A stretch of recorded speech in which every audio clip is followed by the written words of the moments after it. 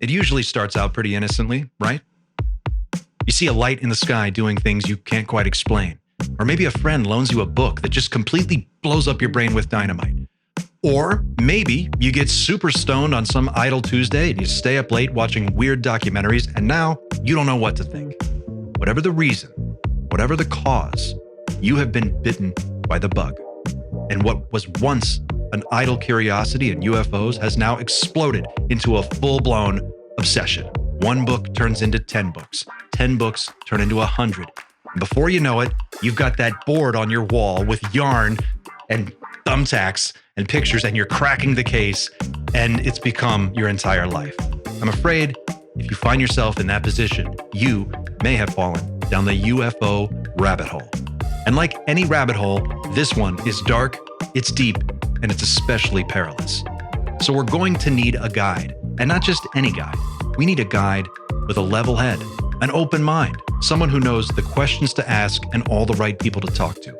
Fortunately, I know just the person, and her name is Kelly Chase. Kelly is an author, she's a podcaster, she's a media personality, passionate about creating science-based on-ramps to a very complicated topic, the subject of UFOs and contact with non-human intelligence. Her podcast, The UFO Rabbit Hole, has been ranked in over 90 countries and is one of the top 1% of podcasts globally on Spotify.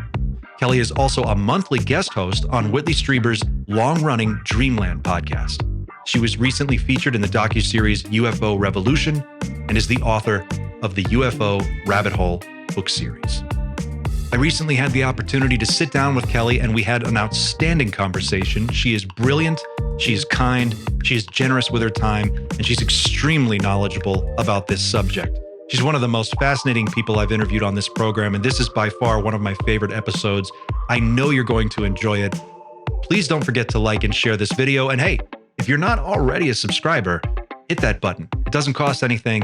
It only takes a second, and it really, really, truly helps me out.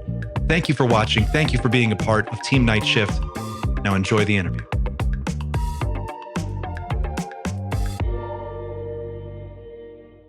All right. I'm joined by Kelly Chase, host of the UFO Rabbit Hole podcast. Kelly, welcome. Thank you so much for being here.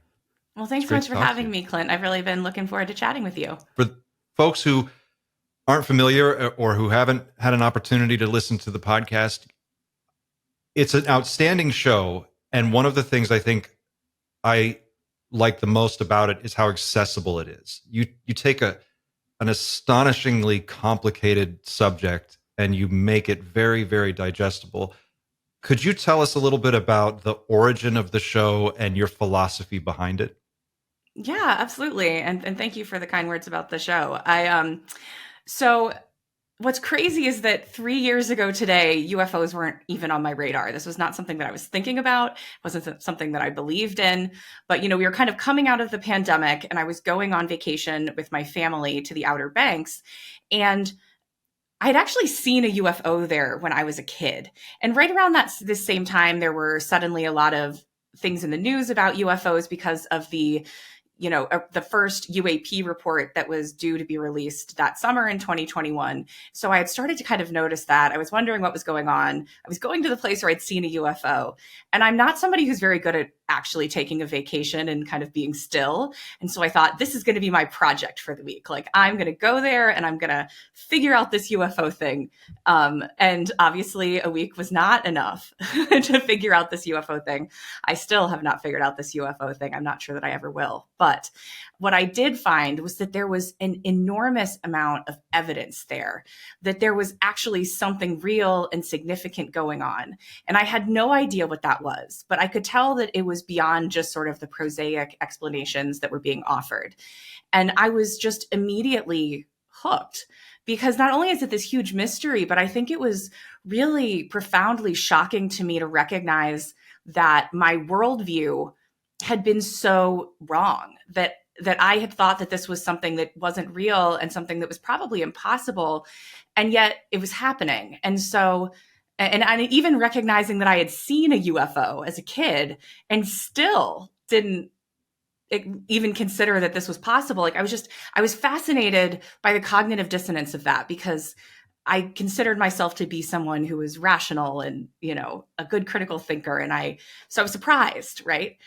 And so I got obsessed, as people, I think a lot of people who are listening will identify. I went down the rabbit hole. I was reading everything I could get my hands on. And I was just trying to figure out what was up. And I come from a marketing background. I was a brand director for an e-commerce company at the time, but most of my career has been spent in like content and PR. And so a lot of what I'd been thinking about for years as I built my career was, how do you get the right message in front of the right person at the right time so that they can actually like absorb this information? That was something that was like really focal in my work. And I was looking for that kind of on-ramp to the topic. There's an incredible amount of information, but there's no clear place to start. And as you alluded to, it's like, this is an incredibly complex topic that touches almost every aspect of our lives in some way. And so I kind of took it as a challenge that like this was something that I should do, that I should create something that would provide that on-ramp for people. And so I kind of took it from there and started to grow and grow. And when I started the podcast, I was still working full time. I didn't think that anyone was ever going to listen to it, but in a lot of ways, I was doing it for me, because I find that when I write something out, that I understand it a lot better. It's easy to like read a book and be like, yeah, I got it. But when you try to explain something to someone else, you suddenly realize the holes and the questions and the places that you don't quite get it. And so in some ways I was doing it for myself. But over time, it just really started to grow. It turned out, there were a lot of people who were looking for a resource like that. And so, as far as I've gotten into this and as deep as I've gone, I've always really tried to keep that ethos in everything that I do, which is that I wanted to be accessible for people who are just getting started and who don't know what to think. And people have lives and jobs and kids and a million other things going on. And so, I wanted to make this something that anybody could just kind of dive into when they had time and get some sort of an understanding. And so it's been incredibly rewarding, and it's been honestly just the ride of my life. And I've been doing this full time now since the beginning of last year, and I love it. You mentioned a sighting that you had, that at the time you didn't think it was a UFO, or you didn't know how to really contextualize it. Could you talk a little bit about that? Sure. So when I was a kid, I was like 12 or 13, and I was at the Outer Banks in North Carolina, and it gets really dark there at night.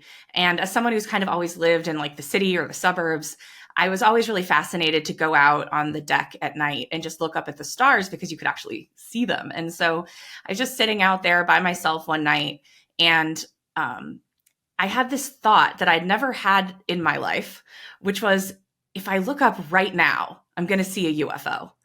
And I looked up, and sure enough, there was this kind of bright light moving across the sky, but it looked like an airplane to me. It was like moving about that fast, and it was about that high. But it was just a clear, bright white light. And then it took two hard right angle turns kind of at the second I looked at it, and then went like off past the horizon faster than anything I'd ever seen. And I ran inside and I told my family, and everyone just kind of laughed at me and was like, whatever, Kelly. But, and so I had seen it, and I'd never been able to explain it. And I would go back and think about it from time to time, but I just didn't have any framework for that. I didn't have any way to make sense of it. And so I think it's easier to kind of believe like, I didn't really see that, or I was mistaken, or, when you don't have anything to attach it to, you just kind of like shove it in the back somewhere and don't look at it. And I feel like that's what I did. Have you noticed that most people in this space have a story that starts with a really weird anomalous experience, and then they immediately fall into the rabbit hole? And it seems like that's just a common thread, no matter who you talk to. Has that been your experience? Yeah. I mean, I think that it's hard to kind of shake yourself out of our consensus reality. And there are some people who are able to kind of just do that on their own. Like my friend, Dr. James Madden, who I have on my show all the time, he's not an experiencer, but he's managed to just sort of like think his way to the middle of this thing in a way that I think is really admirable. But most people aren't like that. And I think that most people, including many top experts in the field who won't admit it publicly, are experiencers in some way or another. They've seen a UFO, they've had some sort of an encounter. Because I think that when those things happen, even if you aren't able to really deal with it at the time, in the way that I kind of shoved it into the back, it never leaves you. It's always kind of there waiting to be rediscovered. And so I think a lot of people, it's an anomalous experience that kind of pushes them to begin to ask the questions.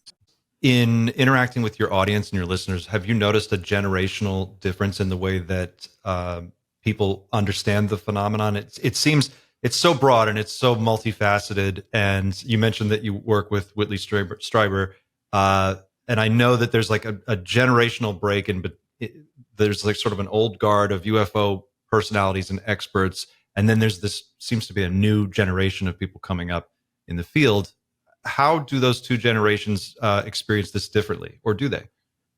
I think they do, and I think that's a great question. I think that there is kind of this new generation that most of whom have come to the topic since 2017. Obviously, they're with those kind of inciting incidents with the New York Times article and the leaked Navy videos and all of that. And I think that really marks kind of a before and after in the UFO community and in ufology and in our understanding of this topic. I would say that for the older guard, for a really long time, this was something that only like the weirdest weirdos would do. Like, these are the people, and I say that with the utmost respect. I mean, these are people who were true independent thinkers and renegades who were willing to look into something that was only ever going to stigmatize them and that was only ever going to keep them from getting a real job, and with no real hope that it was ever going to go anywhere. That it's kind of the ultimate uphill battle. And so I think, for a lot of those people, this was truly almost a spiritual quest, even if they didn't maybe characterize it in that way. Like and so I think that there's also kind of a boots on the ground kind of investigation. There's like a kind of skin in the game, which I think has its own drawbacks, honestly, because I think that like you can get too close to this thing, right? Like when your main sources, when you're kind of a boots on the ground investigator and you're trying to figure out what's going on, it's almost impossible to not get kind of caught up in the intelligence community and this kind of like hall of mirrors stuff that they try to pull on investigators all the time, and honestly successfully pull on investigators all the time. Mm-hmm. And so I think it was just a different world. It was just a completely different world. And there's good and bad things about it, but I have a lot of respect for people who were doing it. We're standing on the shoulders of giants, and I think we should all be really aware of that. At the same time, in 2017, you suddenly had this new crop of people coming to the field, and it's a completely different environment because we've got, social media, and we've got Reddit, and we've got, all of these different ways to connect with each other and to share things. And, the community started to really grow. This is something that's being talked about on the news. So like the stigma is still there, but it's not kind of at the same level that it was before. And there's also kind of been, for better or worse, this expectation among this new class that like, we're going to get answers, that we're on the verge of getting answers, and that it's going to come any minute now. And I think that as this drags on, it becomes like kind of less and less clear that that's necessarily going to be the case. Mm-hmm. And so you see a kind of like flame out that happens in people where, they came into this thinking like, it's right around the corner. I got in just in time. And like, this is great. And I'm going to get to watch it all happen. Yeah. And then like, we're moving into what, like we're in year 7 of this. Right. And This was supposed to be the big year. And yet we've only just really gotten kicked in the teeth this year. Yeah. So, and maybe good things are coming. And I always hope for that. But like, it's and people get frustrated and they walk away. And I think, to the older guard, that kind of, I think we kind of look like wusses, they're like, come on, we've been doing this for decades. You're going to be here for a while, kid. Yeah, get comfortable. I know Richard Dolan says that from time to time. He's like, I've been looking at this for so long, and it's just, you always think it's right around the corner, but there's always another twist or another turn. Yeah, absolutely. And I think there are drawbacks to this also for us, in that I think that there's a lot less willingness in the newer generation to really do the research. People are willing to like read books and listen to podcasts or whatever, but like there's not, I think that we really underestimate the extent to which there is narrative control going on. And And I think that social media kind of does the intelligence community's job for it sometimes, and How that people so? aren't How nearly. do you see that? So if you go back and you read like early Valet or like Mhm. early Keel, the thing that they'll talk about all the time with both Valet and Keel had this strategy where basically like they didn't talk to UFO investigators most of the time. Like they got really disillusioned with kind of these UFO groups. And at the time it was just these like, you know, individual researchers who would kind of come together at these like regional meetings, and it was just a room full of the weirdest weirdos. Mhm. And um and they would kind of share what they knew from these investigations, these like direct investigations that they were doing, like talking to people who were actually seeing craft and beings and all of this stuff. And what both of them discovered really quickly was that the intelligence community was very intentionally poisoning the well. Mhm. Like they were infiltrating these groups, they were sowing disinformation, they were mixing good information with bad information, and really just kind of creating this hall of mirrors that you couldn't get out of. And so, like John Keel in particular, just like said no to all of that, got in his car, and would just, as soon as there was a report somewhere, he would just go there. He would just be there, and Mhm. he wasn't really interested in what the community had to say. He was really kind of diving into this for himself and trying to go directly to the source, directly to the evidence to figure out what was going on. And that's what a lot of researchers at the time were doing. And so I find it really valuable to go back and read the earliest stuff you can find. Like if I'm in a used bookstore and I find any UFO book written before 1970, I just buy it. I don't care who Yeah. it's from because I Yeah. find a lot of value there. But in the social media age, like they don't have to like infiltrate UFO groups. Mhm. You know what I mean? Like there's not just like a handful of guys doing this and they can just go, you know, mess them up. Like it's so much easier to sow disinformation, to mix good information with bad information. And it just spreads like wildfire in social media and to people who, and I don't mean this as a dig, like people have other stuff going on, but like they don't have any real way to verify any of this, right? Like it's just, these are just ideas and they're interesting. And I think there's a lot of value to that, but I don't know that we have a real culture of like discernment in the UFO community where we are um, weighing these things and trying to decide whether or not they might be true. I think we can be a little too quick to assign a truth value to something just because it comes from somebody we like or somebody we trust, and so we think it must be Yeah. true without considering that like even that person might think it's true and it might not be true. Like it's truly a hall of mirrors. And so I think that in the social media age it just becomes even harder to kind of cut through the noise and figure out like what's actually going on. That's an excellent point. That's a really great observation, and I don't think people spend enough time discussing that because, um, you're taking it on faith from a lot of these people, these personalities, that what they're saying is true. But if you look at, they're all ex CIA, ex intelligence people. That like their business is confusing the issue and manipulating information. That's what they do, and yet we want to believe so fervently that sometimes we can get really wrapped up in one particular narrative. And I wonder, as you mentioned a minute ago, you look at the historical past of ufology and today with a different kind of mindset. Can you talk a little bit about how your views have evolved over time, or what do you see that's happening now that you think is kind of our core reality that we can sort of reliably say this is probably legit, and then from there, where does it become misinformation, disinformation, or just fan fiction? Where do you get off the bus? Right, right. I mean, these are the questions I kind of ask myself every day. To kind of go back to the beginning, you know, when I started, you know, the way that my podcast is laid out really kind of follows my own journey. You know, like the first few episodes are like, oh, hey, there's something going on. And like, okay, so is it human?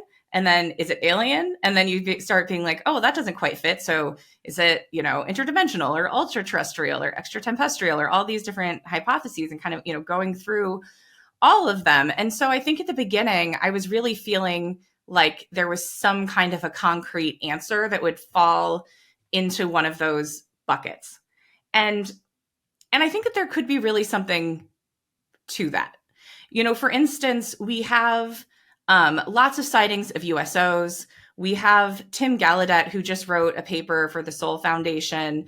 And I think when you look at someone like Tim Gallaudet, who was a former Rear Admiral, he was literally the oceanographer for the Navy, who's saying, you know, in that paper, he pointed to a case that was a joint Canadian US minesweeping mission off the coast of Nova Scotia underground.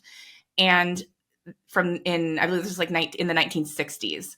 And allegedly, according to some declassified documents, there were craft. They saw two craft under the water on the seabed, and they saw beings, like humanoid beings, fixing, like outside of the craft, fixing one of these craft. And so, you know, and there's lots of other cases like that. There's, you know, Lake Baikal in Russia, and, you know, all kinds of people can dive into the USO thing all day.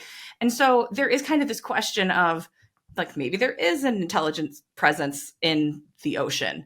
We don't know very much about our oceans. We know more about the moon. We know more about Mars than we do about the bottom of our own oceans. And so, you know, there really could be something there. Like, that's just one example.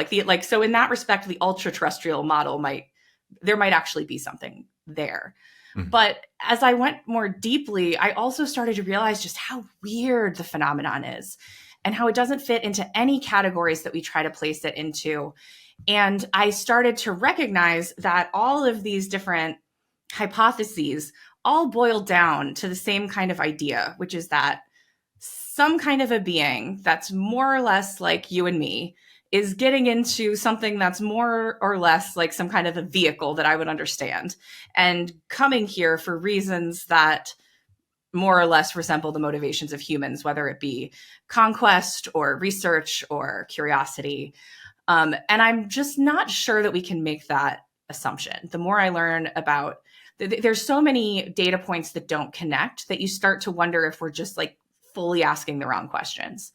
And so I've started to kind of move away from the more traditional hypotheses and start to really, like, your brain wants to move away from the anomalous details, the things that don't fit, like the parts that don't make sense. You want to just kind of, it's a really natural human tendency to just be like, well, that data point doesn't fit any of the models, so we're just going to assume it's wrong. But I think that the answers that we're looking for are in the pieces that don't fit, and that it's going to require us to really rethink everything. And so in terms of what I think it is, or what I think we can take to the bank of what's true versus what's not, I think the best that I can say is that the phenomenon is real, that it is vastly complex and varied, but that there is some consistency in the way that it impacts people, in the way that it changes the way that people think, in the way that it changes the way that people regard themselves and others.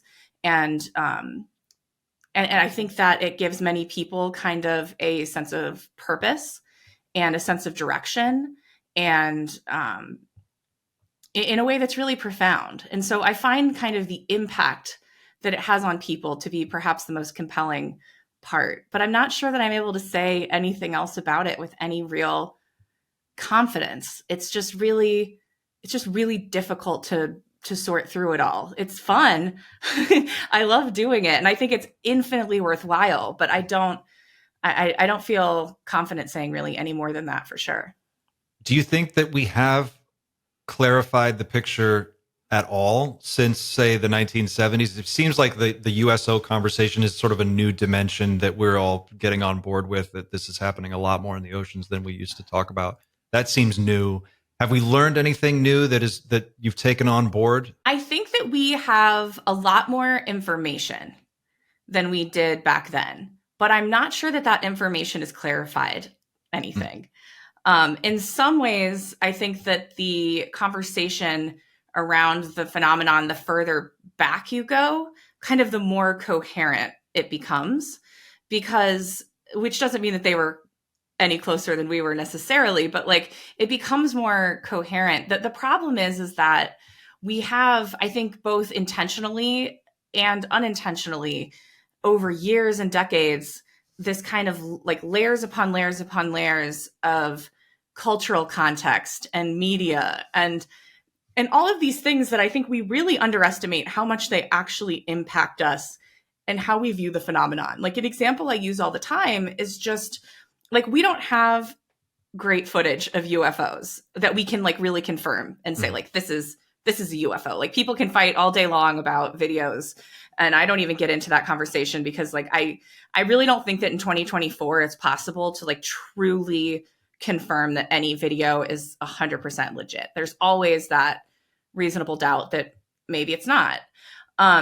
So what creators end up having to do, whether it's, you know, people who are directing documentaries or just people doing podcasts or, you know, anybody's creating content, is that we end up using this like stock video and stock photography of UFOs that's being created by someone who like probably has only the best of intentions, but they're also probably, they may or may not know anything about this field. They may or may not have like done any actual research.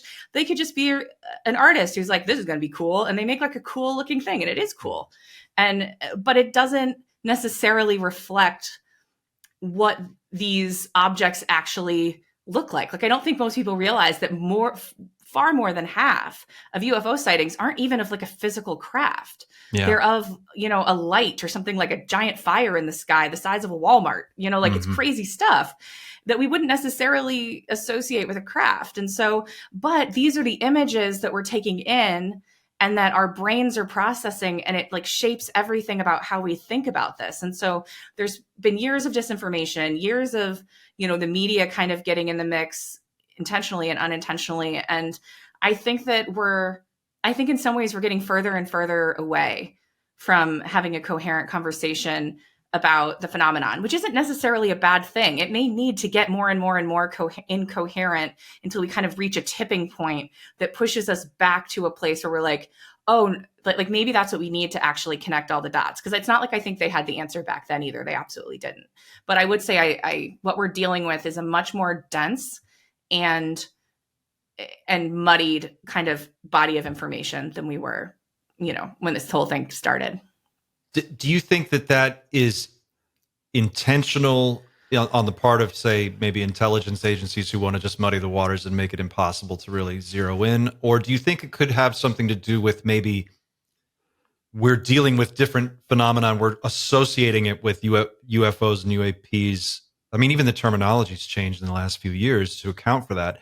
But, you know, we tend to automatically connect anomalous experiences to a nuts and bolts craft. And like in our brain, I think a lot of people do anyway, tie those two things together and go, well, like you said, I saw a weird light, so it must be a UFO. Ergo, it must be a little person in a ship who came here from, and suddenly there's this chain of reasoning that's built, that's sort of formed over many years of cultural references. And it's just gotten more entrenched over time. But I wondered how much of this is just, we have an incomplete picture of the world and reality, and maybe we're looking at 3 or 4 different things, and only one of them is non-human intelligence in the way that we're thinking about it.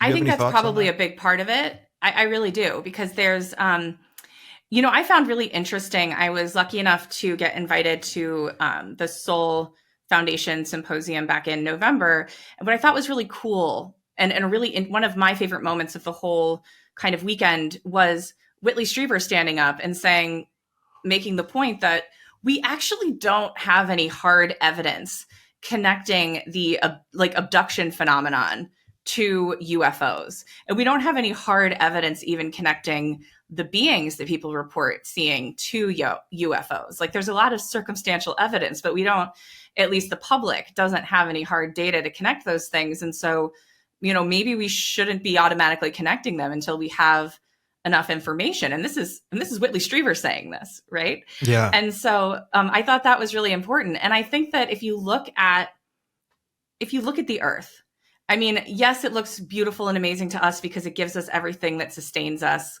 But I don't think it's just that. I really think if you look even just at the planets in our solar system and the exoplanets that we're starting to identify, I think it's really easy to recognize that there's something very special about Earth, that we just have a density and a proliferation of life here that is astounding. And I don't think that and in some ways I think we take that for granted. And if there are other life forms in this planet, besides the ones that we've identified, or in the universe, I think it makes a lot of sense that like our little blue planet here is probably a beacon around which life clusters. And that we probably have a much more dense ecology of life around the earth than we even recognize. And so I think that, the point you're making is a good one. I do think there also, though, has been, a ton of intelligence kind of meddling in the media. We know that that's the case from all kinds of declassified records showing that, this is how the intelligence community operates, is through the media. And so we know that's the case. But I think that there's probably even another layer, which is just that these stories, like the encounters of UFOs and kind of the structure of the experiences and encounters that people have, operate on our consciousness at the level of myth. And like that's where they speak to us, and of folklore and of archetypes. And so I think that although the intelligence community has definitely been involved, I think that people just kind of run with these ideas, right, in all kinds of different directions, which may or may not be correct. But I think that there's a certain amount of kind of organic, misinformation going on as well. That's just a product of the fact that these ideas excite people and people get excited about them, and that our imaginations play a big role. So I think it's really complex, and that there isn't just one answer. It reminds me of I just watched a clip from an interview with Diana Pasulka on a podcast that she just did, where she was saying UFOs are having a Christianity moment.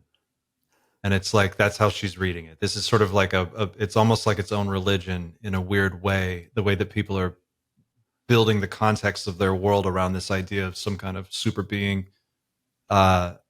It's very interesting. And one can't help but get the sense that this conversation has started to accelerate after 2017 and is moving towards some kind of a climax. Do you get that sense? Or is that just maybe the read that comes out of David Grush coming forward, Lou Elizondo? We had like a blip. Is this sort of like a temporary blip in the longer history of ufology? Or are we actually moving towards something, disclosure or something, some other type of official recognition of what's going on? Yeah, I don't know. I certainly have the sense that it is, in the way that I think we all sort of have the sense that it is. I don't know whether or not that's true. I think that, the point you made about how Diana compares the UFO community to kind of the early Christian church, I think is a really good one. I think that I think people can be really resistant to that, the idea that this is some sort of a proto-religion. Mm-hmm. But I think that if you just look at the facts and kind of like strip your own prejudices out of it, that I think there's a really strong case to be made there that it is. Just and I'm just talking about what I know from talking to experts in the field, to other researchers, to the way that like late at night when you get a bunch of people who are doing this work all in one place and you're having a few drinks, the way that people talk about it, like, yes, I think that that's true. And I can say, I won't speak for anyone else, but I'll speak for myself and say that I do have like a deep sense of purpose connected to this. And it is a spiritual experience for me in a lot of ways. And I'm not afraid to say that. There's also a part of me that's very skeptical of that. There's always a part of me that's like, so what is causing that kind of spirituality response in myself? And is it something that can be trusted? And I don't know, right? Yeah. I'm midstream with it. And I don't know. And I try to just, as long as it's positive and I feel like I'm doing things that are positive, I kind of just go with the flow. But there's always a part of me that's like, what is going on here? Because I wasn't someone who was given to kind of like spiritual impulses. I spent kind of my entire adult life as a, pretty strict atheist. And this has changed me in really deep and profound ways. So it does feel like there's some kind of a momentum behind this, the source of that, right? It's so hard to answer what the source of that is. That feels to me like that's the kernel at the center of the whole thing that I find the most fascinating. It seems like people, once they get bit it becomes an obsession. It's not one book, it's 25 books. It's a stack. Then it's your bookshelf, then it's your whole office. Then your people come over and they're like, "Are you okay?" There's like, it becomes this thing, and it sort of absorbs a lot of the bandwidth that you used to spend on other things. And I found that to be true not only of myself, but it seems like that's how you kind of described your experience, and many, many, many others. You talked recently in a recent episode of your podcast about an anomalous experience that you had that was more consciousness related, that sort of put you on the path to where you're at now. Can you talk a little bit about that and how you tie that into the larger conversation about UFOs? Yeah, absolutely. So kind of going back to my origin story, at the point that I was just really deep into the UFO stuff, and I was reading about it all day, every spare moment that I had, there was this morning where I woke up, just a normal morning, and I was sitting down with my coffee, and I've got in the middle of my king size bed, like that's sort of how I like to, I've got books strewn all over. I've got notebooks and pens and markers. It's all very strange, I'm sure, but I think did you have the board with the yarn and the thumbtacks? And the... I haven't gone quite that far, but it's every bit that energy. Okay, for sure. It's that vibe. All right. And I was sitting down to do another day of just kind of obsessing and reading about all of this, and I had a really profound experience, and it's hard to describe. And if people are interested, there's an episode on my podcast called Through the Looking Glass where you can hear about it in more depth, because it's hard to talk about. And it took me months to write that episode and to find the right words. And it always kind of escapes me. But long story short, I had this kind of sense of being outside of space and time, and of seeing myself and the planet and all kinds of things, DNA, how light works, like what God is, all kind of simultaneously in a way that changed me instantly and profoundly. And I think forever. It only lasted about 2 minutes.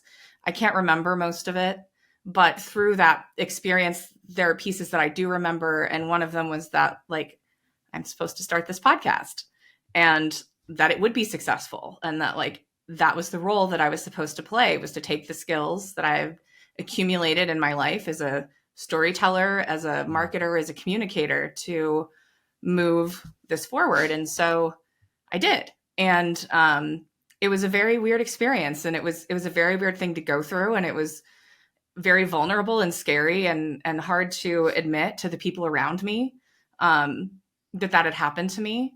And it's taken me some time to come to terms with it. But I mean, that's a very real part of my story. And I don't know what that was.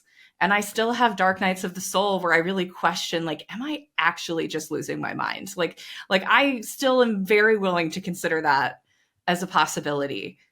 But I also am moving forward and following what I was told and what I was shown, and trying to be of service to this thing that I feel like is bigger than me, that I don't understand, and I don't know what it is. But it didn't just stop there with that moment. Like, all the people who have come to me that I work with have come to me through insane synchronicities. Like, that's how I know we're supposed to work together, is because like something bizarre happens that brings us together. And it goes even further than that. Like my friend Jay, who I work with a lot, things happen with Jay now where it's like, I will have a very detailed and specific dream about Jay and wake up in the middle of the night, and it's Jay calling me to tell me the thing that I just dreamt about. And like, it's that kind of stuff that I can't explain it. And I do feel like I'm losing my mind all the time, but that's the kind of stuff that really is going on among researchers and people who are doing this work all the time. It's not the exception. It's the norm. Yeah. I hear it all the time. And I hear it not only just from folks like yourself, but I heard it from, I recently interviewed Daz Smith, the remote viewer, and he was telling me stories about how engineers at like McDonnell Douglas and military contractors, when they're designing pieces of technology, would actually go into like almost like a seance, or they would do like some type of trance work to basically try to like pull information in from beyond the veil or the other side, however you want to look at it. But they had some kind of idea that there was a a direct path to get to non-local information that they could make useful for what it is, or whatever it was that they were trying to do. And I've heard this, there's so much overlap between the consciousness, the understanding of consciousness, the experience of consciousness, the exploration of it, and UFOs. And I find that so fascinating. Your experience, as you describe it in that episode, is not a typical nuts and bolts, like I looked up and there was a disc, yet you connected it with that phenomenon. Can you talk a little bit about how you square that circle? Yeah, it's a crazy thing to explain. A lot of it just came from a deep sense. It was the thing that was like my worldview over those few months leading up to that had just been completely destabilized from the ground up because of my kind of recognition that there was something to the UFO phenomenon and that I had missed it, and that I had missed like a lot of stuff, and that I had just been wrong about so many things. And I would have these in the days and weeks leading up to that experience. And I don't think I've actually talked about this publicly before, but I would have this sense when I was laying in bed at night, I would feel like this pressure building at like the very crown of my head. And it felt like the top of my head was just going to like blow off. And it came with this kind of like weird anxiety that my mind would open up and like too much would come in and that I wouldn't be able to handle it. And so like I was kind of going through this process at the time. And so I think at the time it was just like a gut instinct that these things were related, but I couldn't prove it. And I guess I still can't prove it, but the more I learned and the more I researched, the more I realized that like the UFO question and the question of consciousness and contact with non-human intelligences and psi phenomena and abilities have always been connected. And I think that in a lot of ways is like the big secret that's being kept, is that, you know, I don't doubt that there are nuts and bolts craft that we have in a lab somewhere, or that there are, you know, biological, you know, or biologic bodies somewhere. But there's more to it than that. There's absolutely more to it than that. And, you know, somebody that I've been really excited to work with recently and who's going to be in the docuseries that I'm working on is a researcher named Daniel Elizondo. He goes by Omega Point on Twitter, or X, or whatever we're calling it these days. And no relation to Lou Elizondo. It's a question people always ask. But he's a brilliant researcher who's also working with another gentleman who just goes by the name the Hermetic Penetrator, which I think is a great name. And they wrote and released, you know, I don't know, a year or two ago now. It's a free PDF. You can find it online, and it's called Loose Threads. And basically they went back and with all completely publicly available information, we're trying to reconstruct the history of ufology kind of in this black hole that existed, where like we had a really good idea of kind of who the players were and what they were doing up through like kind of like the mid 70s. And then there's like this 20-year black hole, you know, up until like kind of 1995-ish, when you have, you know, Bigelow and NIDS and like all of that kind of core group coming together, that then became OSAP, that became, you know, / ATIP, that became, you know, the core of the disclosure movement, Skinwalker Ranch, and like all these things that are kind of dominating the conversation now. Like the seeds of that were planted in 1995. But in that black hole, what they were able to reconstruct is the history of what was going on. And with these people, many of whom are names that people will recognize even now. These people are still going out and doing interviews. Who were really, what they were interested in more than anything, more than UFOs, was the psi component of this. These were the people who were involved in the government's early remote viewing programs, and they were very interested in near-death experiences. And, you know, this was the kind of stuff I really encourage people to go back and kind of like learn their history, because the conversations become about UFOs. But I don't think that that's the most interesting thing about any of this. And I think that the people who have been closest to this from the very beginning absolutely know that. And that in some ways, like UFOs are like a distraction. They're a part of it, but it's always been about consciousness. It's always been about this other thing. It seems like all roads lead back to consciousness. No matter where you start on your UFO journey, eventually you're going to wind up deeply researching the experience of consciousness and trying to understand it. Then you can go back into indigenous cultures and look at their cultural references from contact experiences going all the way back thousands of years. And it's really fascinating. I wonder if we could pivot a little bit. Do you have an opinion? You mentioned earlier, Whitley Strieber said that there wasn't necessarily any evidence connecting UFOs to abductions. That hasn't been my experience in my own research. I'm wondering, do you have an opinion on the abduction phenomena in general? It seems like in the 90s, it was the most talked about thing. It was like Oprah was doing episodes on it. John Mack was doing books. And then it seems to go very quiet after that. And we haven't really heard much about it. And I'm very interested in the question of, does this represent a threat? Could it represent a threat? Chris Mellon talked a little bit about this at the Soul Foundation. What is your sense? Is the abduction phenomenon a real thing that we should be looking at, or do you think that's maybe another distraction or just a blip? Yeah, absolutely. First, to clarify, just so I'm not misrepresenting Whitley, I think that Whitley is someone who is, although people do not characterize him this way, but when it's because they don't understand him or they haven't actually read his work.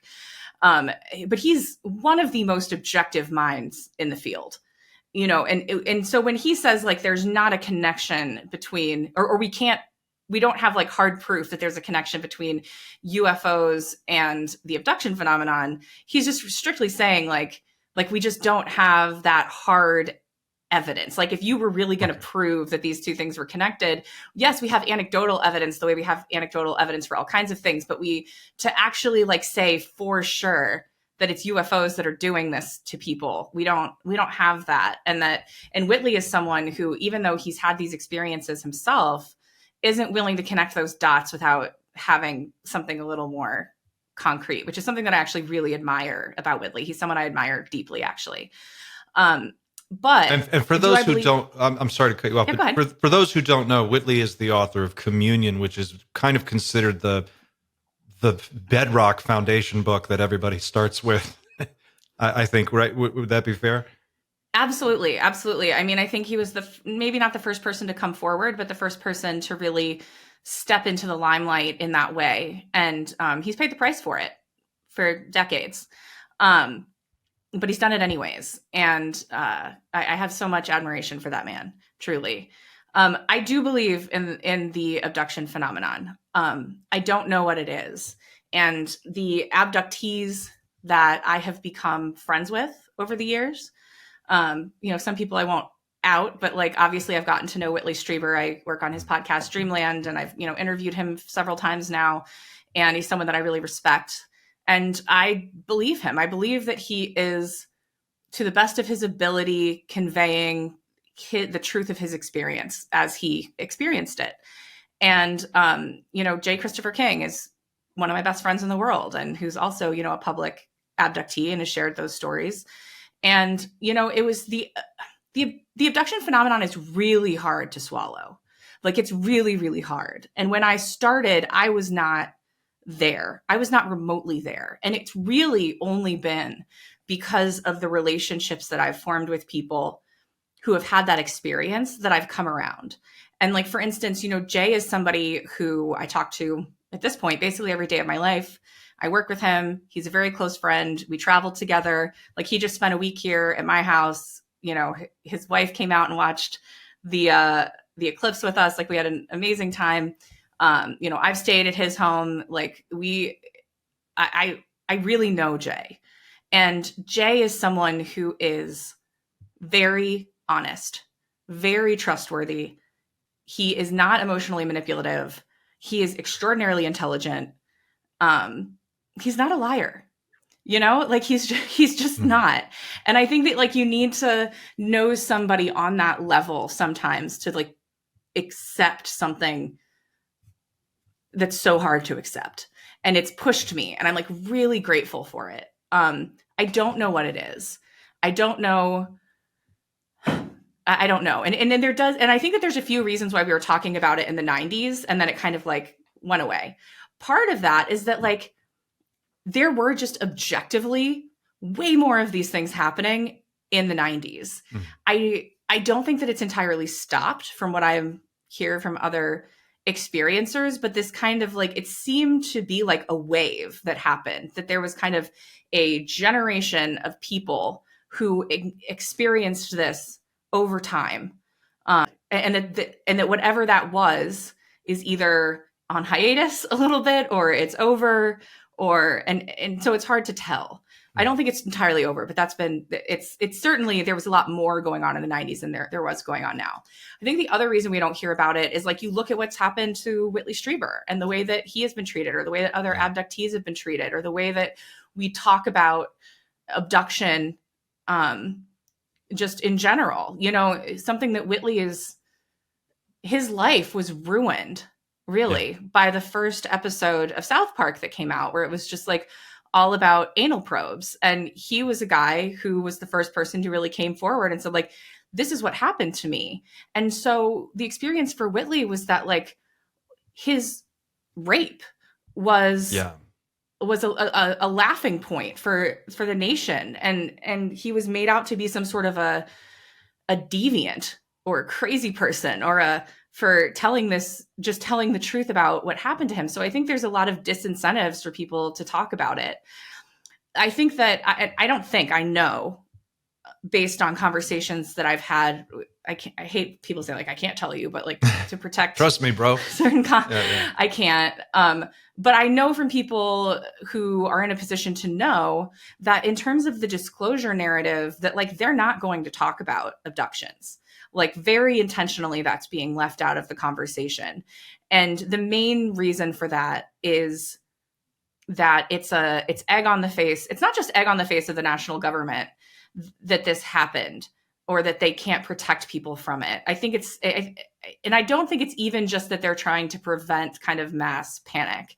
It's that every single year we get closer to that like $1 trillion a year price tag for our defense. And the idea is that like, we have the best defense in the world. The government can protect us from just about anything.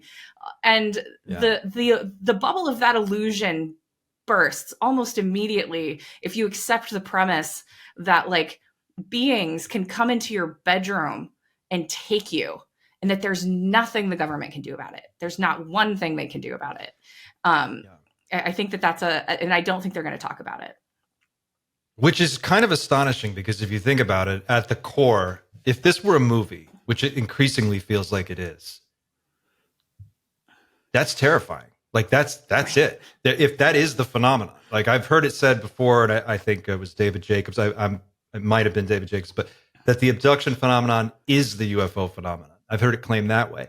And it's interesting too, as you fall into that story and research it more, I've found it to be particularly fascinating, because the narrative goes from abductions to experimentation to some type of a hybridization program. Then you start to hear these reports and read accounts of people who are presented with hybrid children that look, in early stories, very weird. But as those stories evolve over years and years, the children look more and more normal. And there's a really weird, chilling podcast interview that David Jacobs did, where he said there were a number of cases with people he worked with where they reported being on a ship or being somewhere, but they're shown a screen, and on the screen it's like a video of people playing in a park and like barbecuing and grilling hamburger. Have you heard this? You ever heard this? Yeah, absolutely. And I think more people should read David Jacobs. I'll say that. And sometimes they'll be in a large place with a screen in front of them. All communication is telepathic on board these objects, as we all know.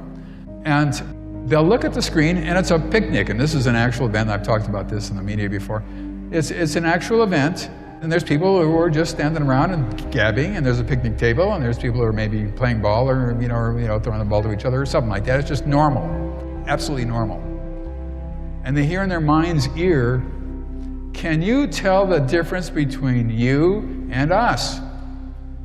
And the abductee stares at that screen and says, "Difference? What do you mean? I don't see any difference. Everybody looks the same." And it's like, then they hear this telepathic voice saying, "See, isn't that wonderful? Soon we will all be together. Soon everyone will be happy." Then another abductee tells me a story about how she sees this, what looks like a photograph, and it's of people like standing on steps, like a school photograph or something like that, except there's only about a dozen people. And she's staring at this thing, wondering why she's looking at this photograph. And she hears a voice that says, "Can you tell the difference between us and you?" And she says, "No, everybody is exactly the same." Once again, same thing. "See, isn't that wonderful? Soon everybody is going to be together. Soon everyone will be happy, etc., etc." And I must have watched this interview a half a dozen times. And every time I watch it, he's genuinely freaked out. Like, you could tell he's genuinely freaked out that so many people have told him this. And you hear other, John Ramirez has said very interesting things, not necessarily about abductions, but of course, Bud Hopkins and John Mack. There's this whole world, and it definitely feels very like segmented off from the rest, like almost isolated and secured away from the rest of ufology at this particular moment. And anyway, one of the reasons it becomes interesting to me in this conversation is because the way that you described your journey, you felt a sense of mission. Almost like, I don't want to say sleeper agent, like you just got activated, but I'm saying I've used that phrase before, though. It is, and I've heard other people use it as well. So sometimes I'll talk about like being ahead. like turned on was the feeling in a lot of ways. I had that. I know a number of people who've talked about it that way, and I'm not drawing any connection between that and the abduction phenomenon. I'm not saying that. I know Gary Nolan has discussed seeing as a child aliens in his room. He and his brother talked about it. They saw they had a number of experiences in childhood. And he actually freaked out when he was in a bookstore at Stanford and picked up a copy of Communion and freaked out and dropped the book because he saw what he had seen when he was a kid. And but there's this narrative that people are going to have a job to do, and you're going to know what it is when the time comes, but no one can identify what that is. They just know that they've been sent back, and they have this overwhelming sense that they're going to have something to do at some future point. And I'm like, man, that's the story. That's weird. That's very fascinating. How does that fit in to your sense of what you've experienced, or does it? I deeply identify with that. And like I said, there's always about like 25% of me that's like skeptical of that. And it's like, what is that? Because the experience that I had was very much like something just reached into my brain one morning and reprogrammed me. Everything, it wasn't just that I wanted to do this podcast. It's like everything about what I think about myself, the world, my place in it, how I conduct my life, what I value, all of those things changed instantly. And so there's a part of me that's like, what did that? And can I trust it? But like I said, the way I kind of just deal is like, it's been very positive for me. I'm a happier person. I'm a more productive person. I'm a more useful person. And I feel like I've been able to be helpful to others. And so I keep going. But there's always a part of me that questions. But I do think that is the story. And the way that the purpose of my work is that, if I'm being fully transparent. I've said it before, and I'll say it again. I don't usually lead with that, but like, if you want to know what I'm up to with the work that I do, that's what I'm up to. And I'm fascinated by the hero's journey.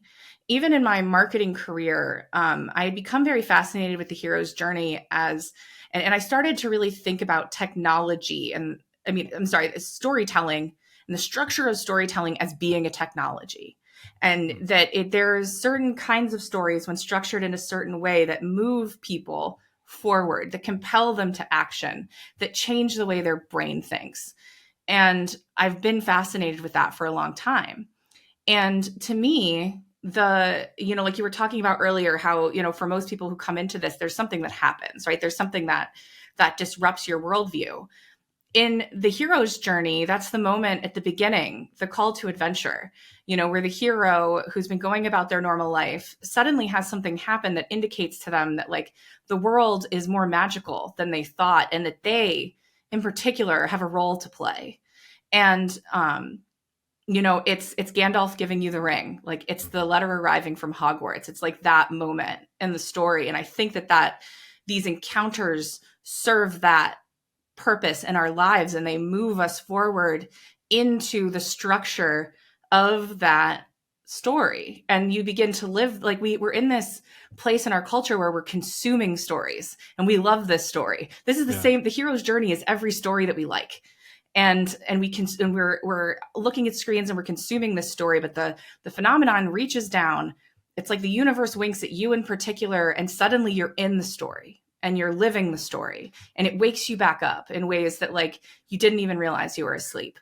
And I feel like the only thing my role as a storyteller in this space is to just activate in people that curiosity, to just shake their worldview just enough for 1 minute that it starts their own journey.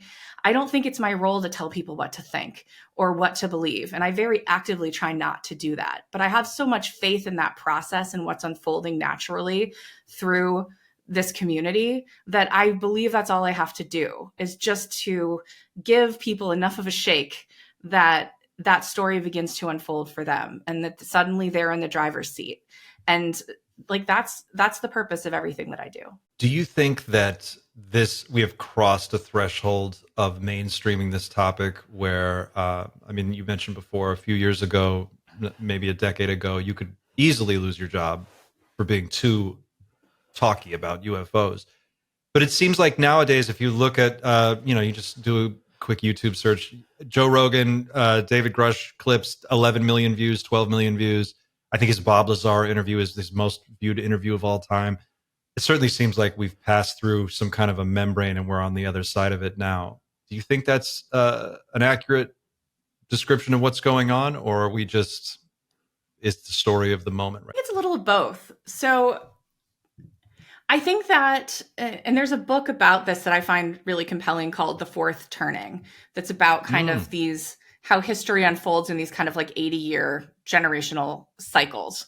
And that basically, if you look back through history, humans are always kind of in this swing of this pendulum where we're moving back and forth between, like, trust in our institutions and our leaders and distrust in our institutions and our leaders.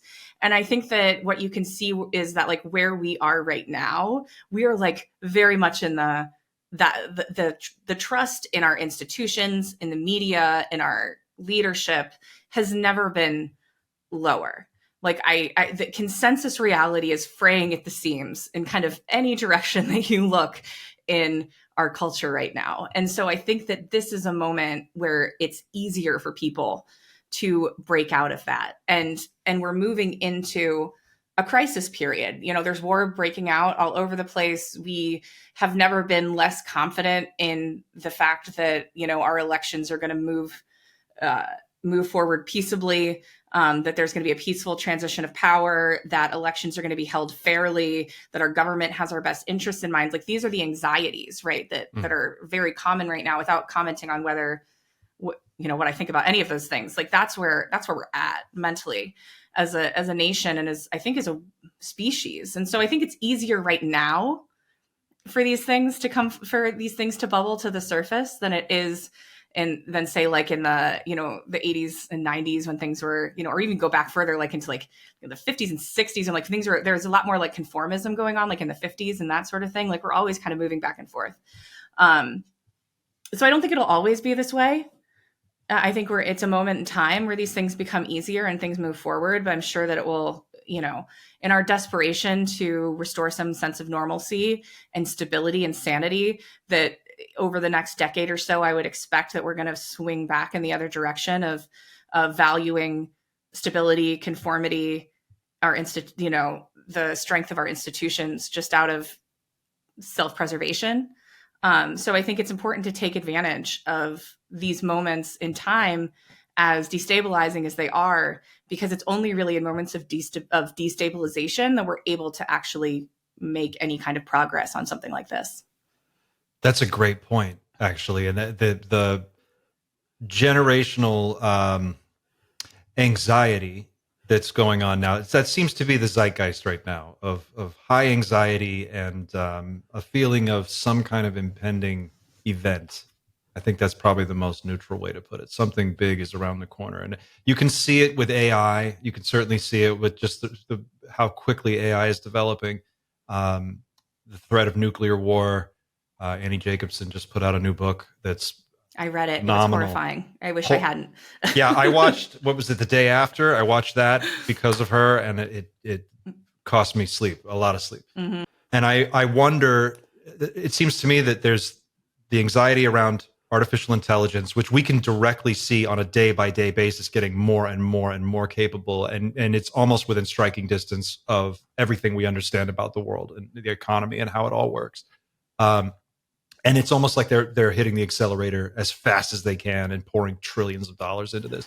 So we can expect our world to change in that way. We also have the climate catastrophe that's unfolding, which is pretty much visible to anybody who's willing to look at it. It's pretty terrifying. And then, of course, we have the UFO phenomena, which seems to be coming to a head, of whatever that means, as we get closer. Do you think there's any connection between those things, or are these happening in isolation? I mean, right? Like, there's the sense that it's connected, isn't there? It's I struggle to say what the connection is, but it seems as though these things are connected, and even if they aren't connected, just the fact that there's kind of this confluence of things happening all at once makes them connected, in that we're all trying to grapple with it at the same time. It's the reason that, my production company that I launched last year that's doing the docuseries that I'm working on, I called it, my partners and I named it Ontocalypse Productions. And the reason that we called it that was because we had this kind of series of conversations about how, we talk a lot about ontological shock in this community, but I don't think that what we're about to go through as a species is just ontological shock. Like, ontological shock, you can kind of move through and process and metabolize, and it changes you and it changes your worldview. But like, this is something different. I think that what we're coming up against is sort of a complete disintegration of all of our categories and all of our ontologies. It's an ontological apocalypse, not just ontological shock. And that is profoundly scary, because we don't know what it's going to be, and we don't know what we're going to look like on the other side of it. If we could even have the thought of things are going to be so different that if we could even have the thought, it would mean we were on the other side. Like, there's only one way through, and it involves this near annihilation of all of our meaning-making models and our frameworks. And I think that we're there on a lot of different fronts, like you're saying, in the geopolitical climate, the climate itself, in terms of AI and technology, or understanding of consciousness, the potential of recognizing that, like, we're sharing our planet with probably more than one kind of non-human intelligence. Like, all of these things are obliterating to everything that we thought to be true. And that, I feel like, is the thing that I think is coming. And it's exhilarating, it's terrifying, it's all of those things. It reminds me of a statement that David Grush made I think it was on Joe Rogan, where he said, this is a generational thing.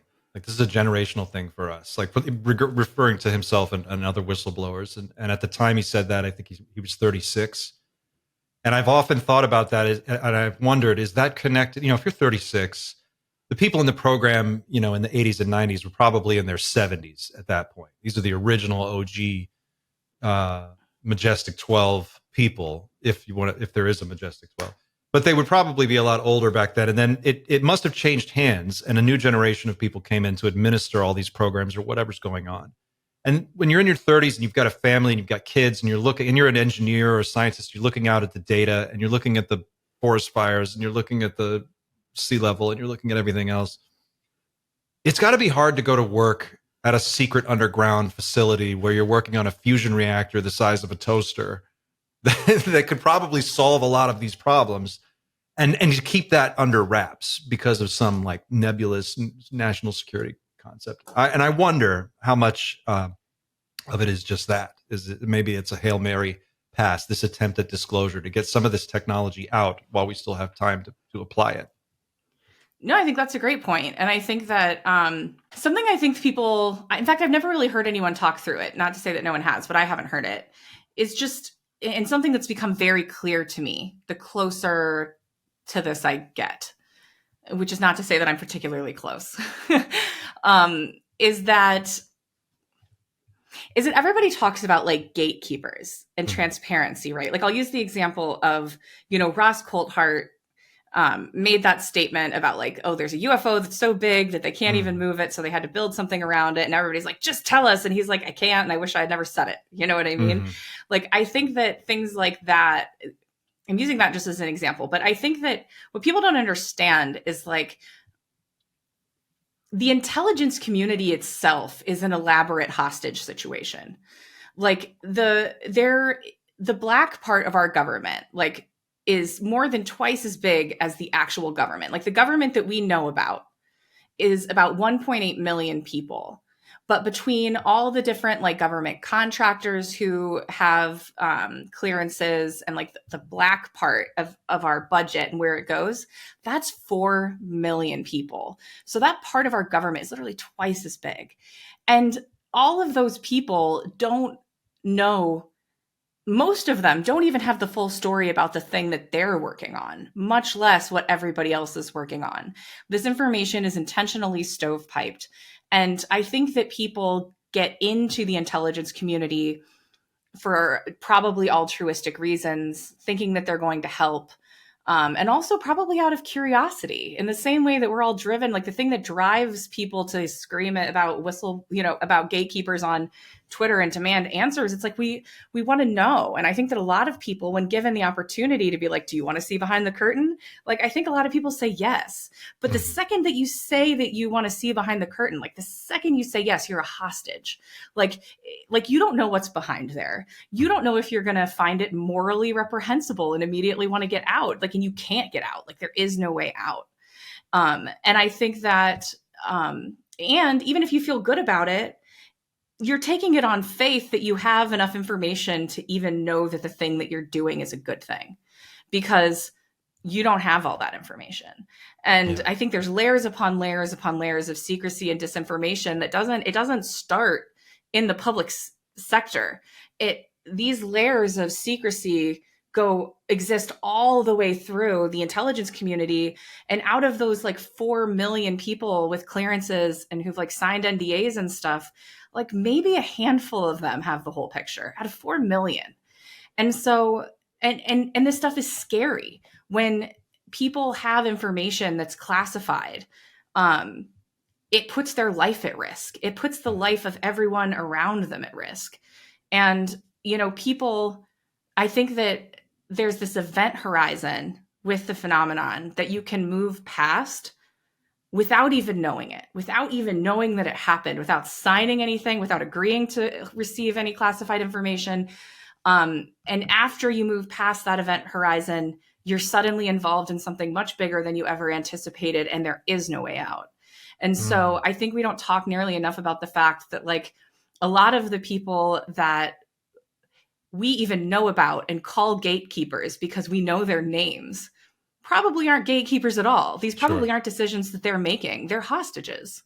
And I'll say it again, the intelligence community is an elaborate hostage situation. And I honestly, the more I learn about this, the more I just end up having a lot of empathy for people who are trapped there, because I bet it's a miserable life. It's got to be. David Grush has said that much, that they've made him feel like they can get to him anywhere, anytime.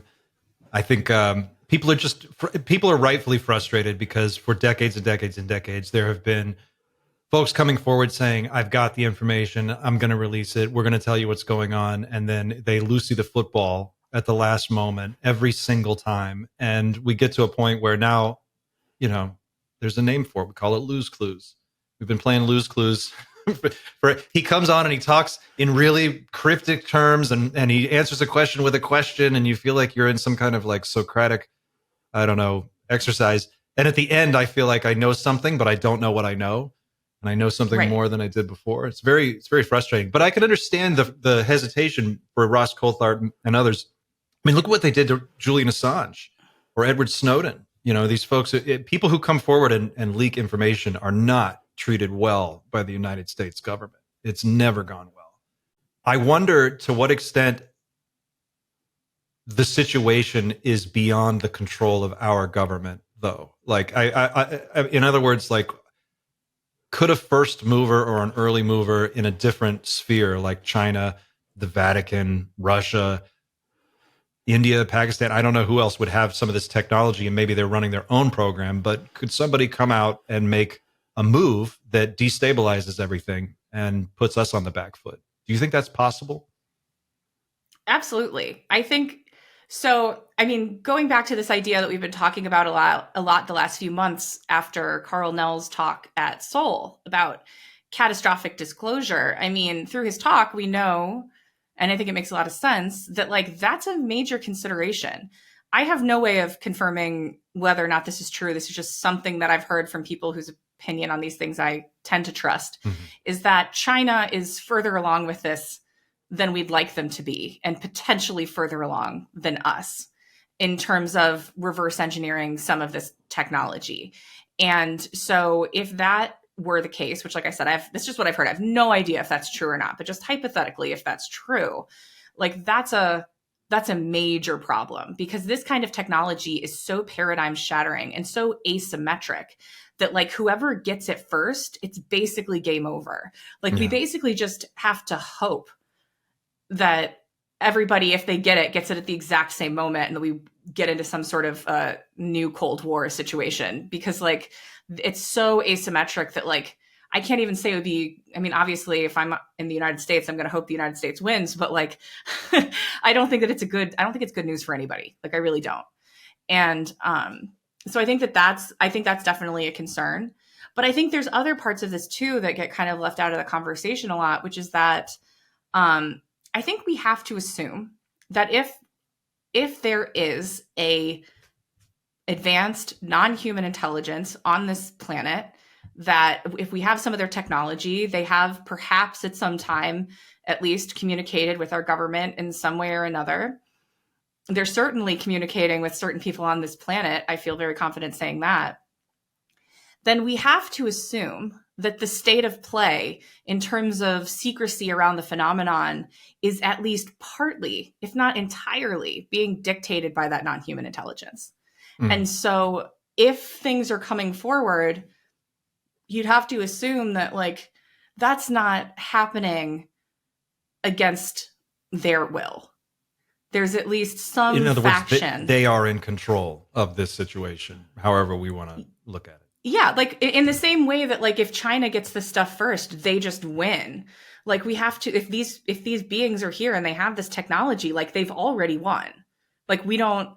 Well, that's what I think that's very under discussed. That seems very underexplored. What you just said is the crux of this whole thing, right? Like we know that these things are happening. Sightings happen every day, all over the world, all the time. So we're surrounded. You can just make that conclusion just from the face of what we see. We know that we have no way of competing with their technology. We know that. Whatever it may be, we don't know how advanced it is, but we know that it's definitely beyond what we can deal with. Although we have heard that we can maybe shoot them down from time to time and sometimes do. So I think there's probably something there. But what that describes is a situation where it's already over.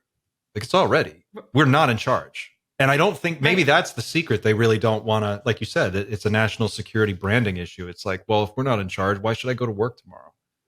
And why should I? Right. And if they're not in charge, like what is even the United States? Right. Like I think the logical conclusion that we need to, that is almost impossible not to come to, but that like no one seems to want to consider, is that like if what David Grush is alleging is materially true, then we have rogue groups hiding within our military intelligence apparatus that have access to asymmetrical, paradigm-shattering technology and functionally limitless funds. And they are accountable to no one. Not the president, not the Congress. And like, it's real fun. And I loved, I watched the hearings too, and I wish them all well. But like the idea that like Luna and Burchett are gonna like march down to an Air Force base and be like, we want answers. It says in the Constitution that you have to tell us. Like it's absurd. If we're taking David Grush seriously, that's never going to happen. They do not have the power or the leverage to do that. We don't have a democracy. We probably haven't had one for decades. Yeah. And like, that's a terrifying thought, because the coup was silent and invisible and life went on and we didn't know it. But if what David Grush is saying is true, like that's where we're at. And not only I don't think people like talking about it.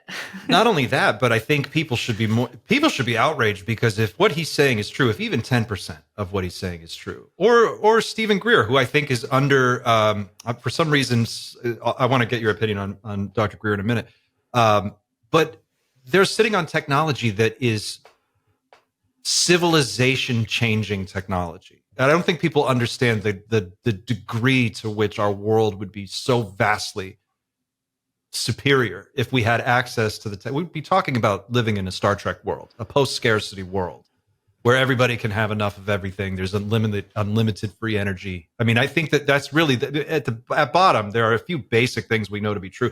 We have access to tremendous amounts of energy, and that would really allow us to solve most of our problems, just that alone.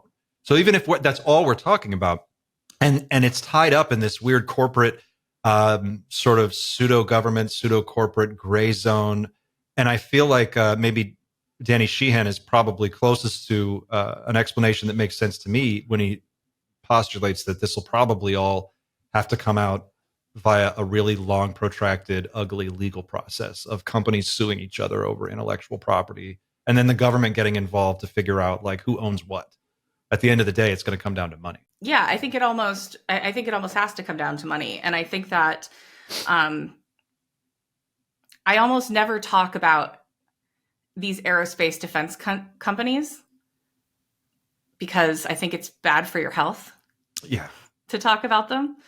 But I think that the disclosure process as we're seeing it is this kind of theater. Not that there aren't sincere people involved, and not that there aren't, you know what I mean? Like, I think there's genuine white hats in the mix. Do you think it's like a pressure valve? Like they're letting off a little bit of steam to keep this thing from exploding? I think that it's so hard to know exactly what's going on, but I think that at least part of what's driving the actions behind the narrative of the disclosure movement is a kind of proxy war going on between aerospace defense companies who are, over patents and who's going to get to make money off of this and who owns what. And in some ways, the United States government is irrelevant in all of this, because ultimately it comes down, I think, to those contractors and what's happening there. And I don't think we're getting the whole story. Like, I don't want people to think, some people hear what I'm saying and they think that I'm like saying like everybody involved in disclosure is a liar. And like, that's not what I'm saying. I'll point back to what I said about, I think a lot of these people are hostages.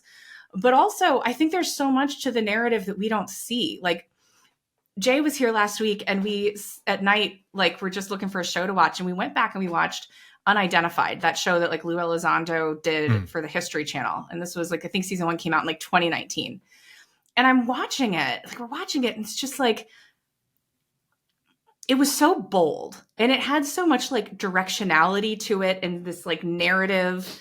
And without making any comments on that narrative or Lou Elizondo or any of that, I think it's really hard to look at season 1 of Unidentified and not come to the conclusion that like they thought this was going somewhere, that like the time to do this was now, and that there was like an urgency to it. And there was this feeling that like it was going to result in something. And then there's kind of a tone shift even into season 2. And then it just like stops. And then Lou Elizondo kind of like disappears and goes back behind the scenes. And like, I don't know what it was that was supposed to happen, but you get the sense that like something was supposed to happen and it didn't happen, and that we never knew any of that part of the story. That's just like the sense that I get going back and watching it. Yeah, like reading the smoke signals. Like, yeah. I see what you mean. It's really interesting because it definitely, there was a vibe there for a while that we were on the this train was moving down the track and accelerating. And then I remember there's a famous interview that John Ramirez did where he said there's some event that's going to happen. They think something's going to happen in like 2027 or 2028. And I don't want to perpetuate a weird rumor that's baseless, but he's a former CIA official who was with the agency for decades. He's highly decorated. He's been very open and upfront about what he knows and what he's claiming to know. And to hear someone like that say there is a ticking clock, and then Ross Coulthard shortly after said that there is a ticking time clock attached to this. And so there was this chatter under sort of the surface of, yeah, they have to kind of do this now. It's now or never. And I wonder how much of that is ET, maybe making some big display soon that is going to make it obvious, or how much of it could just be that maybe it's a Chinese company that's going to demonstrate a functional anti-gravity machine and then just upend the corporate world at the dawn of a new space age as we start to move out into the moon and beyond. It's just so big. It's so hard to get your mind around it. And there's so many different avenues. And you don't even know how much of this is just misinformation that's just being put out there to throw people off. It's very frustrating. Yeah, because what I find interesting about the 2027 thing is that I've been hearing that for years. And then even as we get closer to 2027, there's a million group chats on Signal in ufology. And, whenever anything happens, people are always sending me stuff. And I don't talk about any of those things. If I can't confirm it myself, I don't even talk about it.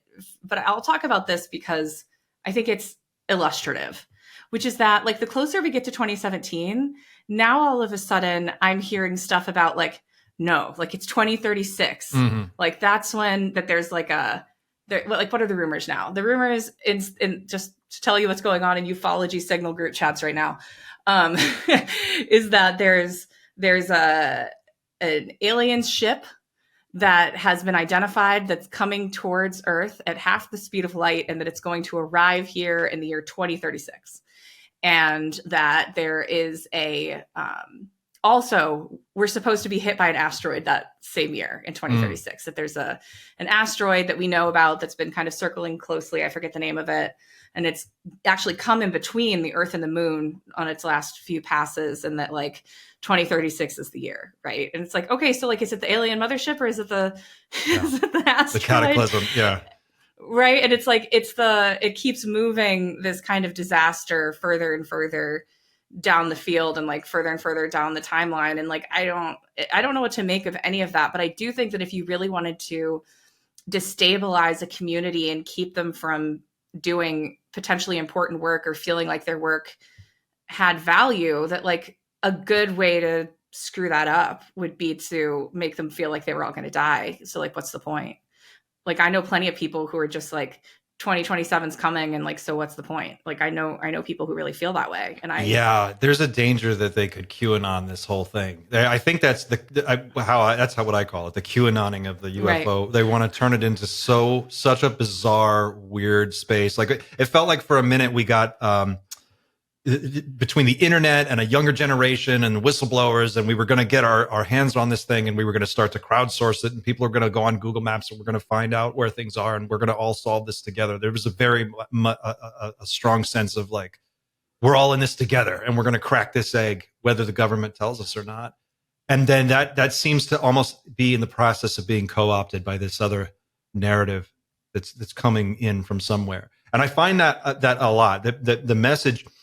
There are moments in ufology where you can sort of identify a point of departure from one conversation into another, where one example would be the abduction phenomenon conversation, for one, that happened for a while and then it disappeared, and now if you bring it up, it's immediately shut down. I've noticed. I don't know about anyone else, but for me, I've noticed that if I bring it up, it's immediately shut down.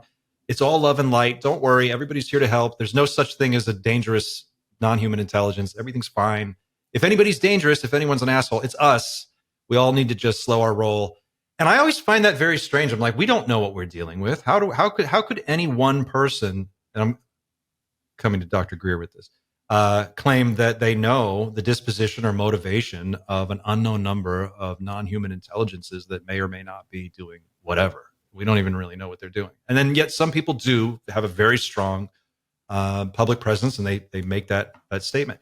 I'm curious, as a media personality in this space, and as someone who's looked at it a lot, and you've definitely talked to a number of experts, do you have an opinion on where does Stephen Greer fall in this larger context? We see it, this whole discussion seems to revolve around a certain few key personalities, and he is most definitely one of them.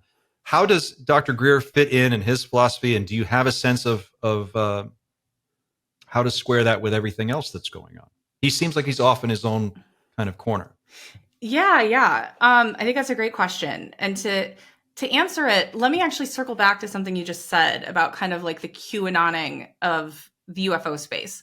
Now, I'm not making any claims about QAnon. I don't know that QAnon was a psyop, but I've wondered if it might have been in some ways, because when we see things coming out like that whole thing with Jeffrey Epstein, and we still haven't seen the client list.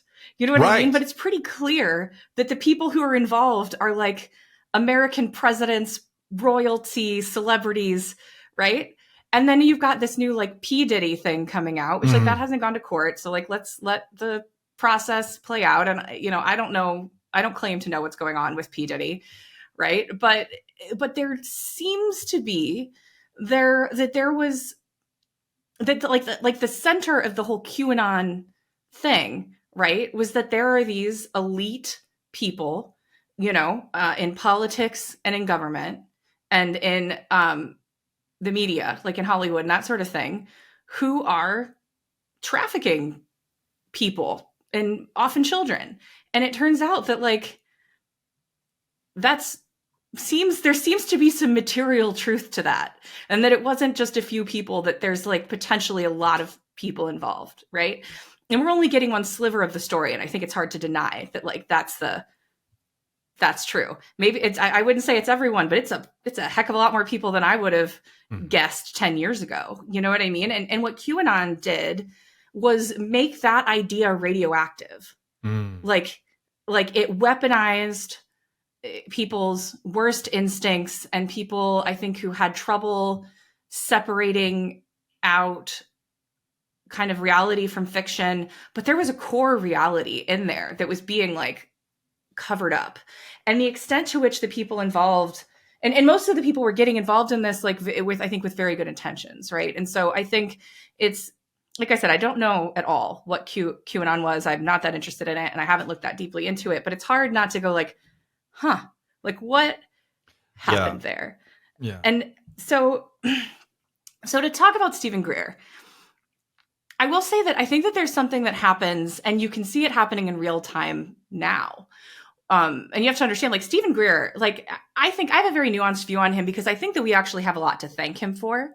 The Disclosure Project of kind of like the late 90s, early 2000s, like that was groundbreaking. And he was getting conversations in front of Congress that like no one else was getting in front of Congress. And you have to give him his flowers for that, right? He also really kind of pioneered, at least in the more kind of like public conversation, the idea of, contact with non-human intelligences, of CE5 and all of that. And I think that like there is value in those ideas. I think that we're at a place in our culture right now where like if somebody is an unethical person, or if they do something wrong, or if you don't agree with their morals or something like that, that like automatically you're expected to take all of the work that they've ever done and just like throw it in the trash. And I think that lobotomizes us. like I literally think it makes us dumber, and that it holds us back. Well, I'm not saying that people who do bad things shouldn't be held accountable, but I think that we need to be able to like take facts as they are and use our discernment and our critical thinking to figure out the full picture, instead of just saying, I don't like this guy, so I'm never going to listen to anything he says ever again. And to be clear, like, I don't really have a lot of respect for Stephen Greer. Like, I think that, like, despite the fact I can see a lot of value in his work and what he's done, but like, I think that there's something that happens to people And like I said, you can see it happening in real time, Mhm. where it would be really cool to be the guy, and I'm using a gender neutral guy here because like this has happened to women too, who breaks this whole thing, right? Like it's the biggest story in human history, and like to be the guy who leads that is, I think, absolutely intoxicating and irresistible, especially to people whose curiosity and like hunger for this topic have made them give up everything to pursue this as this almost like spiritual quest, right? Mhm. And I think that when you're suddenly put in, like you were talking about earlier, like when suddenly you're the hero in the hero's journey, I think for some people it begins to feel natural to them that like, of course I'm the UFO messiah. You know what I mean? Like this is my sacred quest that I have been given, and I will see it through because of course I will, right? Sure. And I think when that, and I think that instinct is very intentionally cultivated and exploited by the intelligence community and people who are trying to keep this covered up, because you can absolutely drive someone batshit crazy by getting them that close to the precipice and then it all falling apart, right? Or like they feel like they've got all this great information and it turns out they were completely lied to, and it happened 15 years ago and they didn't even know it, and they've been on the wrong path all this time and now they're stuck. Yeah. Like, and I think that it drives people insane.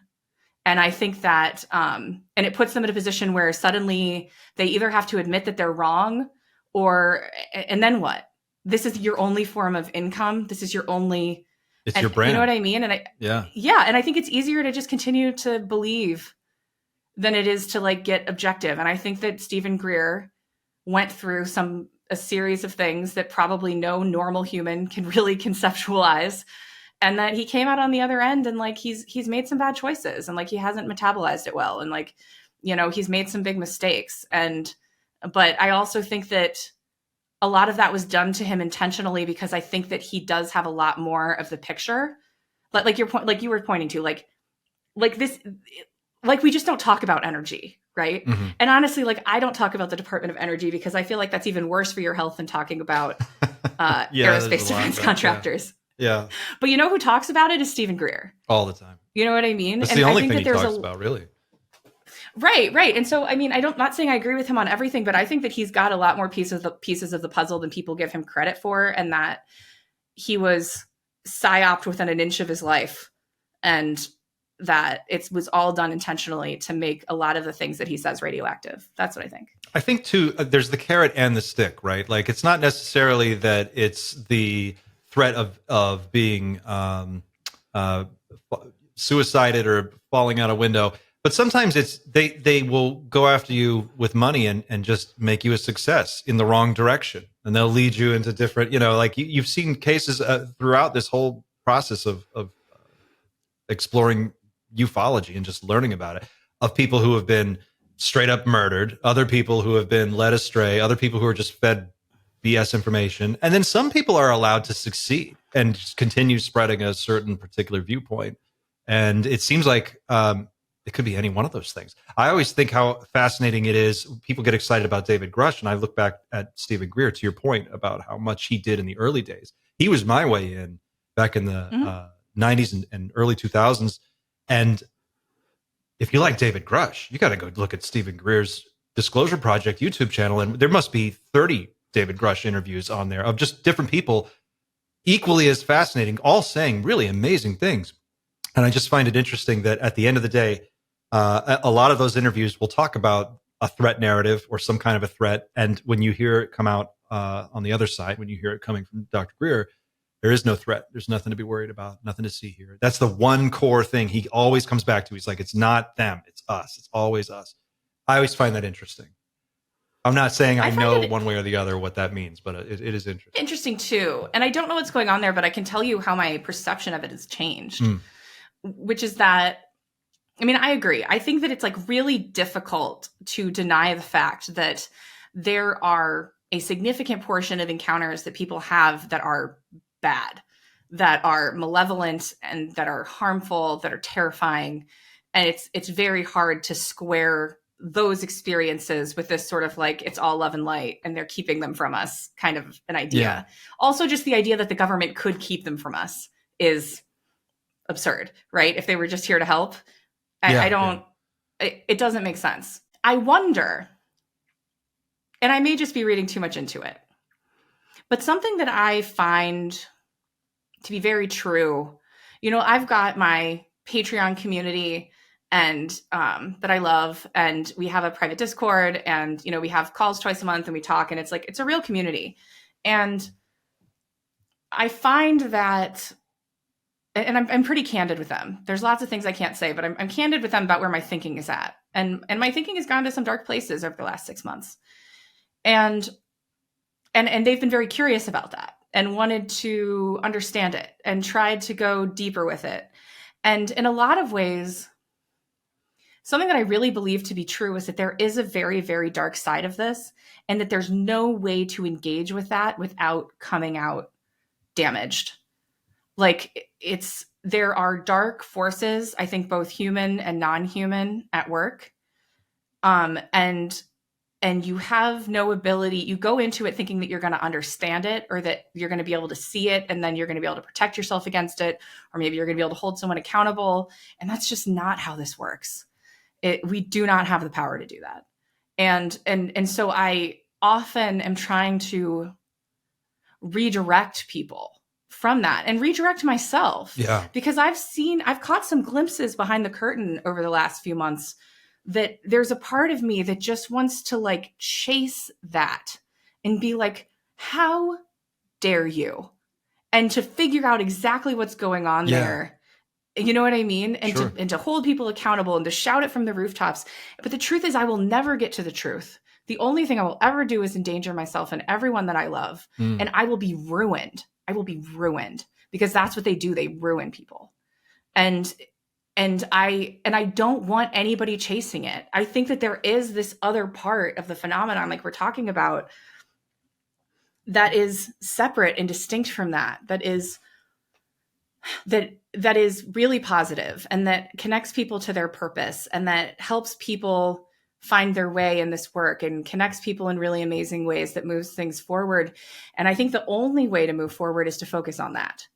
Is because there's nothing you can do about that other stuff. And it's like, you know, battle not with monsters, you know, lest you become a monster. And I think that's very true here. And so I have made it my own point of policy at this point to not engage with that stuff, to not ask those questions, to not follow those breadcrumbs to figure out where they lead. I don't need to know where they lead. I'm going to focus on the things that I can do that are positive. I'm going to stay independent. I am not going to allow myself to get dragged into the Hall of Mirrors. And so there's a part of me that wonders if Stephen Greer's kind of like complete refusal to acknowledge that other side of things might come from something like some impulse like that. But I don't know. That's just wild speculation. Yeah, it was just interesting watching him react to David Grush and Lou Elizondo. It was very quick, and it was very much like, oh, these guys are playing you. Like, that was his, like, right out of the gate. He was like, they're playing you. Everything they're saying is horseshit. And I thought, well, how, you know, is it really? Like, are you sure? How are you? Where's that coming from? You know, yeah, it's tough with the dark side. Can you, I want to ask you to elaborate a little bit on that, but I don't want you to go down a path that you just said you don't want to walk down. Do you get the sense, let me ask it this way, that we are being steered away from that part of the conversation? There's a feeling like, don't look over there. Just don't look over there. And is that a problem? Isn't that a huge problem? Yeah. I mean, it's hard. It is a problem. I don't know how to solve it. Mm-hmm. I think that, listen, we don't know what's real and what's not, but just as an example, right? Like, I mean, I do believe the abduction phenomenon is real, and they absolutely don't want to talk about that. And like, the implications of that are alarming, to say the least. If we also take seriously the idea of like hybridization programs and that sort of thing, alarming, to say the least. I think that, and we're talking about something that, even if you just look at the phenomenon, like without, you know, getting too deep into the like deep lore, just looking at really objectively the aspects of the phenomenon that I think we can pretty much say are accurate. It has the ability to hack our perception, to distort time, all of these things. How could we defend ourselves against something like that? Right. And so but like we've said, if that's the case, they've already won. Right? Like whatever, it's not like they're waiting. Isn't that even that's a more terrifying realization, is that it's already over. It never even really needed to happen. It was just over from the time it started, right? I mean, right. And so there's no way for me to grapple with that. It's like in the never ending story, it's like, it's the nothing. Yeah. They can just drag you down. And like, that doesn't mean that it's not there, but like, you probably shouldn't look at it, like not for too long. I think it's a definite pickle for this community too, because there is this sense of like, we're all going to get to the bottom of this if we all just pull together, and between the podcasters and between the YouTubers and between the Twitter people and everybody, like, we're going to get to the bottom of this. We're networked. We've got Google Earth. We've got Ross. Sooner or later, something's going to give. The thing that gives me hope, though, is the thing you said earlier about, feeling like switched on like a sleeper agent. I've heard that exact phrase, and I've said it myself, from hundreds, if not thousands of people at this point from doing this work. And so our goose may be cooked, but there seems to be this like other thing that is working for us and through us that I have only experienced as being really positive. And I don't know what that thing is. And I, for the reasons, we talked about with Stephen Greer, like absolutely resist the idea that like, I'm going to be the one that cracks this thing open, or that I'm ever even going to get answers. And I think that it's entirely possible to like hold in tension, both the idea that like, I have a mission, my life has a purpose, I will fulfill that mission, but also that like, it might not ever go anywhere or do anything. And that like, the real mission was the friends we made along the way and all of that. Sure. But like, yeah, I get it. But I do get hope from the fact that there seems to be this other thing. And so that's where I just try to focus my energy and attention, because that's where I'm able to make some sort of a difference, even if it's a small one. I agree. I think it's important to normalize the conversation to the extent that we can, and that falls on all of us to just talk about it openly, talk about it freely, and discuss it with people who might not have thought about it before, and to try and bring that out into the open. I think that's the best anybody can really hope to do. I certainly don't want to get too close to the sun and get burned. I'm with you on that. There's a lot of health effects that come with digging too deep down the rabbit hole. Kelly, thank you so much for taking the time to do this. This has been a really fantastic conversation, and it's been a wonderful journey with you. I hope that we can do it again sometime soon. Hey, anytime. I've loved this conversation. So glad to get to know you a little bit, and your questions are I love how you're thinking about this, and it's just fun to think through these things with a kind of fellow traveler. So thank you so much for having me. Likewise. And where can people go to find out what you are up to and what you're working on and what's next for you? You can find everything on my website at UFORabbitHole.com. And you can also find me, I'm probably most active on Twitter. It's UFO_rabbit_hole. So I update there pretty frequently. Outstanding. Kelly, thank you so much. I'll let you get back to your day. I'm sure you got a very busy afternoon, but this has been really wonderful. Thank you.